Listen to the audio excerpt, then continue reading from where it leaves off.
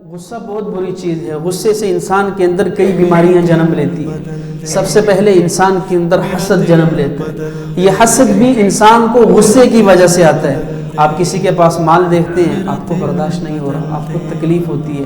میرے ساتھ اٹھتا بیٹھتا تھا، یا میرا رشتہ دار ہے، یہ آج اس کو دیکھو کس مقام پہ چلا گیا، اس کا کاروبار دیکھو کیسا اونچا ہو گیا، یہ اتنے پیسے کما رہا ہے، میں نہیں کما رہا.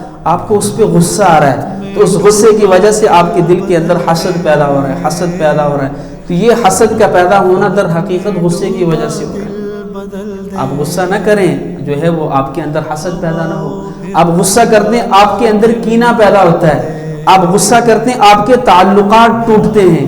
صدیوں برسوں سالوں کے تعلقات ہوتے ہیں. آپ بسا اوقات ایک غصے کے ایک لفظ، ایک جملے کی وجہ سے اس کو ختم کر دیتے ہیں. غصہ بہت بری چیز ہے. انسان غصے کی وجہ سے بسا اوقات احسان کرنا بند کر دیتا ہے. حضرت ابو بکر صدیق رضی اللہ تعالی عنہ، جب ان کی بیٹی حضرت اماں عائشہ صدیقہ رضی اللہ عنہ پر تہمت لگی، تو ان کے اندر ایک شخص تھا، صحابی رسول تھے، وہ بھی شامل تھے. تو حضرت ابو بکر صدیق رضی اللہ عنہ ان پر بہت سے احسانات تھے. ان کے ساتھ مالی تعاون بھی کیا کرتے تھے، مالی تعاون ان کے ساتھ اکثر کیا کرتے تھے. تو جب پتہ چلا کہ وہ بھی اس فعل کے اندر شامل ہیں، تو بڑا غصہ آیا ان پر کہ اس کے ساتھ میں اتنا تعاون کرتا ہوں، مالی تعاون بھی کرتا ہوں، پھر صحابی رسول بھی ہے، اور اس نے بھی ان تہمتوں کے اندر حصہ لیا.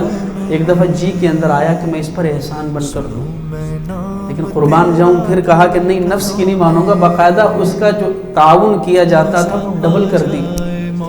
یہ نفس کی خواہش تھی کہ میں اس پر احسان بند کر دوں، لیکن نہیں، میرے رب، میرے جو ہے وہ اللہ کا حکم یہ ہے کہ میں احسان کو جاری رکھوں. تو جتنا مالی تعاون ہوتا تھا اس سے انہوں نے ڈبل کر دیا. بہرحال غصہ بری چیز ہے. کہ رسول اللہ صلی اللہ علیہ وسلم کے پاس ایک صحابی آئے، آ کر کہنے لگے یا رسول اللہ اوصینی، یا رسول اللہ مجھے نصیحت کر دیجیے. آپ نے فرمایا لا تغضب، غصہ نہ کیا. فرمایا یا رسول اللہ کوئی اور نصیحت کر دیجیے. آپ نے پھر یہی ارشاد فرمایا لا تغضب، غصہ نہ کیا کرو. پھر ارشاد فرمایا یا رسول اللہ اس کے علاوہ کوئی نصیحت ہو. آپ نے پھر یہی ارشاد فرمایا لا تغضب، غصہ نہ کیا کرو. یہ غصہ ایسی چیز ہے جو جس سے تعلقات ٹوٹتے ہیں، گھر برباد ہوتے ہیں، رشتہ داریاں ختم ہوتی ہیں، آپس کی محبتیں ختم ہوتی ہیں، تعلقات ختم ہو جاتے ہیں، دل کے اندر حسد پیدا ہوتا ہے، انسان کے دل کے اندر کینہ پیدا ہو جاتے ہیں. کئی بیماریاں اس سے جنم لیتی ہیں. ہمارے اکابرین کی زندگی کو دیکھ لیں، ایسا ان کو ستایا گیا، اس قدر ظلم ستم کیے گئے، لیکن قربان جاؤں کہ انہوں نے کبھی کسی پر غصہ کیا. امام اعظم ابو حنیفہ رحمۃ اللہ علیہ گھر جا رہے تھے، تو ایک شخص ملا رستے کے اندر، تو انہوں نے گالیاں ایسے ہی خواہ مخواہ گالیاں دینا شروع کر دی. ماں بہن کی گالیاں دے رہے ہیں، یہ سنتے جا رہے ہیں، گالیاں دے رہے ہیں، یہ سنتے جا رہے ہیں. دروازے تک پہنچے تو اسے آواز دی، کہا کہ بھائی میرا گھر آ گیا ہے، میں گھر میں داخل ہونے لگا ہوں، اگر کچھ اور کہنا ہے تو ابھی کہہ دو، بعد میں موقع نہیں ملے گا. اور شرم کے ماری پانی ہو گئے اور اپنا راستہ پکڑ لیا. ان لوگوں کا صبر تھا.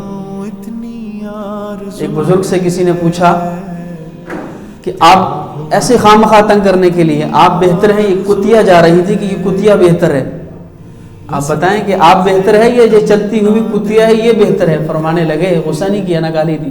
کہا اگر میرا خاتمہ ایمان پر ہو گیا تو میں اس کتیا سے بہتر ہوں، اور اگر کہیں میرا خاتمہ ایمان پر نہ ہوا تو یہ کتیا مجھ سے بہتر ہے، کیونکہ میں پھر جہنم کے اندر جاؤں گا اور یہ کتیا جہنم کے اندر نہیں جائے گی. اللہ والے نے اس قدر صبر کیا.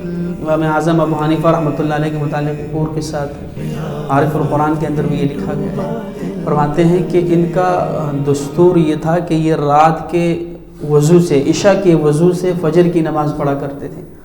اور یہ ترتیب ان کی شروع سے نہیں تھی.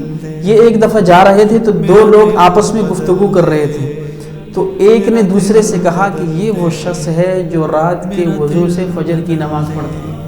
امام صاحب نے سن لیا کہ لوگ تو میرے متعلق یہ گمان رکھے اور میں ایسا نہ ہوں. تو پھر حضرت نے جب نماز شروع کی تو 40 سال تک عشاء کے وضو سے فجر کی نماز پڑھی. تو ترتیب یہ تھی کہ عشاء ساری رات عبادت کیا کرتے تھے، صبح سے لے کر ظہر تک بیٹھ جایا کرتے تھے، لوگ آتے مسئلے پوچھتے، پھر ظہر کی نماز پڑھ کر تھوڑی دیر کے لیے آرام کیا کرتے تھے، قیلولہ جسے کہتے ہیں. یعنی رات بھر کی تھکاوٹ، صبح دوپہر تک کی تھکاوٹ، پھر اس کے بعد تھوڑا سا وقفہ ملا جس کے اندر آرام کرتے، اپنی نیند پوری کرتے. تو دو لوگ بیٹھے ہوئے تھے، آپس میں ان کی بحث چھڑ پڑی. ایک نے کہا کہ سفیان ثوری رحمۃ اللہ علیہ جو بزرگ ہیں وہ زیادہ تحمل اور برداشت والے ہیں، صبر والے ہیں. دوسرے نے کہا نہیں، امام اعظم ابو حنیفہ رحمۃ اللہ علیہ زیادہ صبر والے ہیں. انہوں نے کہا چلے آزماتے ہیں.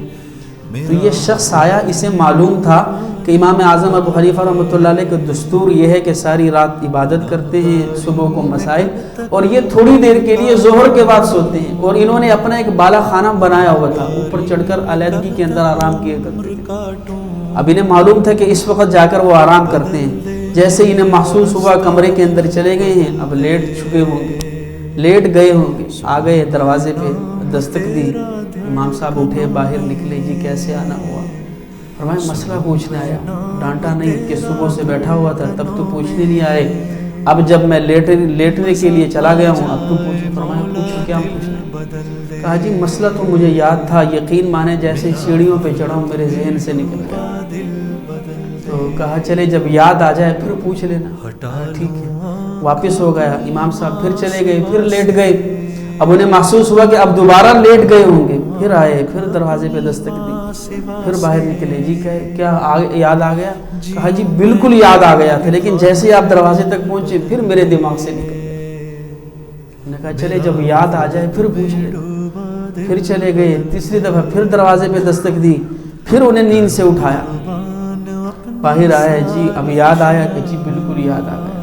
اور مسئلہ بھی ایسا کہ صرف تنگ کرنے کے لیے ان کو پوچھا کہ یہ جو انسان کا پخانہ ہے یہ میٹھا ہوتا ہے یا کڑوا ہوتا ہے؟ تو امام صاحب کہنے لگے یہ جب تازہ ہو تو میٹھا ہوتا ہے، جب یہ اس پہ وقت گزر جائے تو کڑوا ہوتا ہے. تو آگے سے اور تنگ کرنے کے لیے کہ آپ نے چکر دیکھا ہے؟ تو اب اتنے بڑے بزرگ تھے، ان کو صرف غصہ دلانے کے لیے امام صاحب نے کہا کہ ہر چیز چکر نہیں بتائی جاتی، بعض چیزوں کا پتہ عقل سے ہی چلا جاتا کہ یہ جب تازہ ہوتا ہے اس کے اوپر مکھیاں آ کر بیٹھتی ہیں، مکھیاں میٹھی چیز پر بیٹھتی ہیں، مطلب میٹھا ہوتا ہے. جب اس پہ وقت گزرتا ہے تو مکھیاں بیٹھنا بند کر دیتی ہیں، اس سے پتہ چلتا ہے کہ یہ کڑوا ہو جاتا ہے. تو پھر فرمانے لگے حضرت مجھے اللہ کے لیے معاف کر دیں، ہم تو آپس میں دو ساتھیوں کی اس بات پہ بحث ہوئی کہ کون زیادہ حلم والے ہیں. انہوں نے کہا کہ امام صاحب ہیں، میں آپ کو آزمانے کے لیے آپ کو تنگ کیا، لیکن مجھے آج پتہ چلا کہ واقعی اللہ نے آپ کو حلم سے نوازا. لیکن ایک طرف تو ان کا، دوسری طرف امام صاحب کا رویہ دیکھیں کہ دن بھر کی تھکاوٹ، ساری رات کی تھکاوٹ، پھر آرام کرنے کے لیے تھوڑی دیر لیٹے، پھر دروازے پہ ایک دفعہ دستک، نیند سے اٹھایا، پھر دوسری دفعہ دستک، آرام سے اٹھایا، پھر تیسری دفعہ دستک. اور مسئلہ بھی ایسا پوچھا کہ انسان کو ویسے ہی غصہ آ جائے. پھر مزید حضرت کو تنگ کرنے کے لیے کہ آپ نے اس کا ذائقہ بھی دیکھا ہے کہ نہیں دیکھا. لیکن اللہ والوں کا صبر دیکھیں کہ خاموشی کے ساتھ ان کو مسئلے کا حل بتا دیا. تو یہ ہمیں اس بات سے سبق ملتا ہے کہ صبر بہت اچھی چیز. صبر بہت. حضرت علی رضی اللہ تعالیٰ عنہ ایک جو ہے وہ یہودی تھا، اسے قتل کرنے کے لیے اس کو لٹایا. جیسے قتل کرنے لگے اس نے غصے کے اندر آ کر چہرے پہ تھوک دیا، فوراً چھوڑ دیا. نے کہا مارتے کیوں نہیں ہوں، پہلے تو قتل کرنے لگے تھے، اب میں نے تھوکا تو چاہیے تو یہ تھا کہ فوراً میری گردن کاٹ دیتے. فرمایا پہلے صرف اللہ کی رضا کے لیے قتل کر رہا تھا، اب جب تم نے میرے چہرے پہ تھوکا تو میرے نفس کا غصہ اس کے اندر شامل ہو گیا، اور میں نہیں چاہتا کہ میں وہ کام کروں جس کے اندر میرا اپنے نفس کا غصہ شامل، اس لیے ان کو چھوڑ دیا. تو یہ صحابہ رضوان اللہ تعالیٰ علیہ مجمعین کے جو ہے وہ زندگی سے ہمیں اس چیز کا سبق ملتا ہے. شیخ الہند تھے یا شاید حضرت اشرف علی تھانوی رحمۃ اللہ علیہ. ایک جگہ جو ہے وہ بیان کرنے کے لیے گئے، مجلس میں کھڑے ہوئے تو کسی نے چٹھی بھیج دی. اب بیان کرنے کے لیے جیسے کھڑے ہوئے چٹھی بھیجی. چٹھی کے اندر 3 الفاظ لکھے ہوئے تھے. پہلے نمبر پہ آپ کافر ہو، دوسرے نمبر پر آپ حرام زادے ہو، تیسرے نمبر پر گفتگو جو ہے وہ ذرا سنبھل کر کرنا. تینوں ایسے الفاظ، ان کا کیا مقام دنیا بیٹھی ہوئے بات سننے کے لیے. تو چٹھی پکڑی اور سب کے سامنے سنائی کہ کسی نے یہ بھیجی ہے اور اس کے اندر 3 جملے لکھے ہوئے ہیں. پہلا جملہ یہ لکھا ہے کہ تم کافر ہو، میں تم سب کو گواہ بنا کر کہتا ہوں کہ لا الہ الا اللہ محمد رسول اللہ، میں مسلمان ہوں اور اپنے کلمے کا اقرار کر رہا ہوں. کوئی جواب نہیں. دوسرا انہوں نے یہ لکھا ہے کہ تم حرام زادے ہو، تو میں یہ بھی کہتا ہوں کہ جو لوگ میرے والدین کے نکاح کے اندر بطور گواہ موجود تھے وہ آج بھی حیات ہیں، میں نام بتا دیتا ہوں، جا کے تصدیق کر لیں، آپ کو تسلی ہو جائے۔ تیسرے جملے کا جواب یہ دیا کہ تم کہتے ہو سنبھل کر گفتگو کرنا، تو میں کوئی چندہ مانگنے نہیں آیا، میں تو دین بیان کرنے آیا ہوں، جو حق بات ہے وہ کر کے جاؤں گا۔ تو یہ اللہ والوں کا صبر تھا۔ بہرحال صحابہ کی زندگی سے جو ہے وہ اکابرین کی زندگی سے یہی چیز ملتی ہے۔ مظہر جانے جانا رحمۃ اللہ علیہ بزرگ گزرے ہیں، ان کے ایک مرید ان سے بڑی دور سے ملنے آئے، بڑی خواہش تھی کہ یہ پیر صاحب سے جا کر ملوں۔ گئے تو حضرت نے ان کو ہاتھ سے پکڑا، دونوں گھر کے طرف پہنچے، بلکہ انہیں اسی مرید کو گھر پہ کسی کام کے لیے بھیجا، جاؤ میرے گھر سے فلاں چیز لے آؤ۔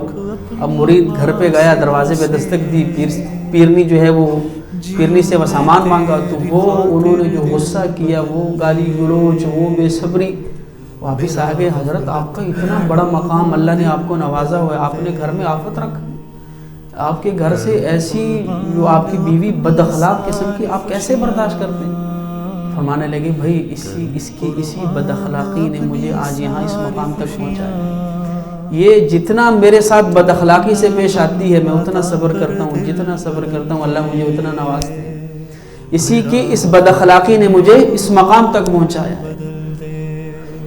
حضرت انس رضی اللہ تعالیٰ عنہ فرماتے ہیں میں رسول اللہ صلی اللہ علیہ وسلم کے ساتھ تھا، بلکہ ایک اور حدیث حضرت انس رضی اللہ عنہ فرماتے ہیں کہ رسول اللہ صلی اللہ علیہ وسلم نے فجر کی نماز کے بعد بیٹھے ہوئے تھے، آپ نے فرمایا کہ مجھے جنت دکھائی گئی، مجھے جنت دکھائی گئی، اس کے اندر بڑے بڑے محلات دکھائے گئے، اس میں جو ہے وہ انگور کے سیبوں کے باغات دکھائے گئے۔